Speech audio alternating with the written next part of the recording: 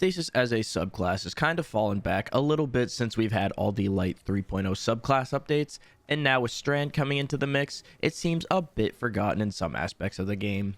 However, I personally will never look away from one Stasis build in particular, and that is the Stasis Warlock paired with the Osmiomancy Gloves exotic. This duo was absolutely incredible pre-Lightfall, and it still holds up pretty damn well in Lightfall.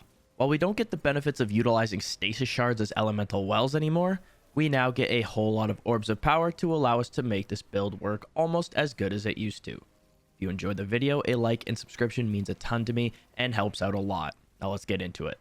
Starting in our subclass, we have the Winter's Wrath Super obviously, then Healing Rift, whichever glide you like. I prefer the Burst glide, then Penumbral Blast, and lastly the Cold Snap Grenades, as this is what the Osmiomancy Gloves are built around, giving us 2 charges of Cold Snap Grenades that recharge quicker on impact and travel further. The amount of energy that is regained from enemies is based upon their rank.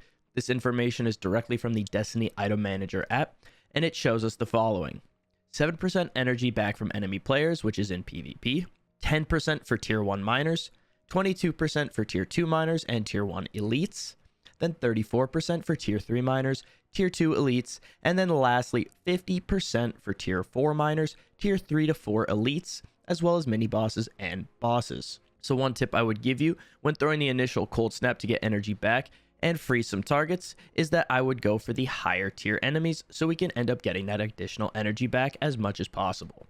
Now for our aspects here, we are going to use the Ice Flare Bolts and Bleak Watcher. Ice Flare Bolts spawn Seekers that track and freeze nearby enemies when you shatter a frozen target, while Bleak Watcher allows us to hold our grenades to convert them into a stasis turret that will slow and eventually freeze nearby targets that it shoots at. This is what our entire build is going to revolve around. The gameplay loop of this build is going to be throwing your initial grenade out as a turret, and then throwing any additional cold snaps to get energy back, and then utilize our fragments and mods to get our grenades back faster, so we can have a bunch of turrets out on the field, freezing everything in our way.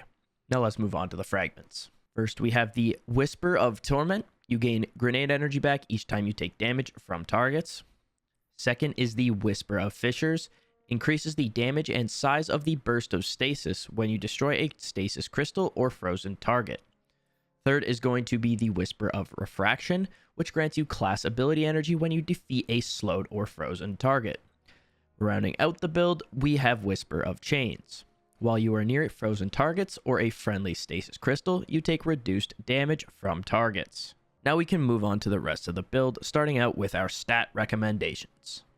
For this build, I would recommend you focus into Discipline, Recovery, and then Resilience, as these will benefit you the most when it comes to the gameplay loop of this build. Next, for the artifact, there are a few mods I recommend you pick up, with those being Authorized Mods Grenades, Multi-Siphon Mods, Volatile Flow, and then Shatter Orbs. With these 4, you can max out the mods in this build, as it allows grenade-based mods to be cheaper, allow you to have access to multi-siphon mods, so you could run something like a Void/Strand siphon mod, have constant volatile rounds with void weapons, and then if you break a combatant shield with a matching element, you will spawn an orb of power just for breaking that shield with a matching damage type. So if you're running a void weapon, for example, you break a void shield, then you'll spawn an orb of power, then you'll go pick that up and get free volatile rounds for that void weapon that easily. Speaking of weapons, I have a few recommendations. One being a chill clip fusion rifle, such as this Riptide, which you can focus crucible engrams into at Lord Shaxx. Then I would go for a void weapon that has something like repulsor brace on it, such as this Unforgiven SMG from the Duality Dungeon, especially if you are aiming to utilize volatile rounds a lot, as it is basically a constant overshield when you kill a volatile enemy with repulsor brace on the weapon. Then in the heavy slot, Winterbite is actually an incredible call here, as it allows you to freeze the entirety of the battlefield when you pair that with your stasis turrets. So basically everything will be frozen, and you can actually do some decent damage with it still. This is a very fun weapon to use with this build. However, you can obviously utilize something like a rocket or a linear again. Now let's move on to the mods.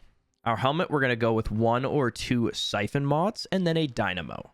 Dynamo allows us to reduce our super cooldown when we use our rift near enemies, and then creating orbs with the siphon mods is a must for this. Our gauntlets are going to have 2 grenade kickstarts and then a bolstering detonation. This grants us class ability energy when we deal damage with our grenades, and then obviously grenade kickstart gives us back grenade energy when we use both of our charges up fully, and then grants even more if we have armor charges stored. On the chest piece, you can run either 2 charged ups, or you can run 1 charged up and a resistance mod or reserves mod of some sort, whichever you'd like to use. The boots are going to have a stacks on stacks, so that we can get 2 armor charges for every orb we pick up, and then 2 innervations to give us additional grenade energy back from picking up orbs. Lastly, on our class item, we have a Reaper and then 2 bombers. Reaper spawns an orb when we get a weapon final blow after using our rift, and then using our rift will grant us grenade energy and super energy back thanks to both bombers and dynamo on our helmet.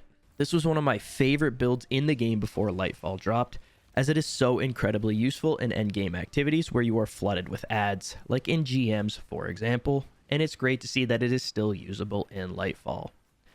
If you enjoyed the video, again, a like and subscription would mean a ton to me and help out a lot. If you want to check out some more of my content, both my TikTok and Twitch stream will be linked in the description below. I would love it if you guys came over and checked them out and said what's up on stream.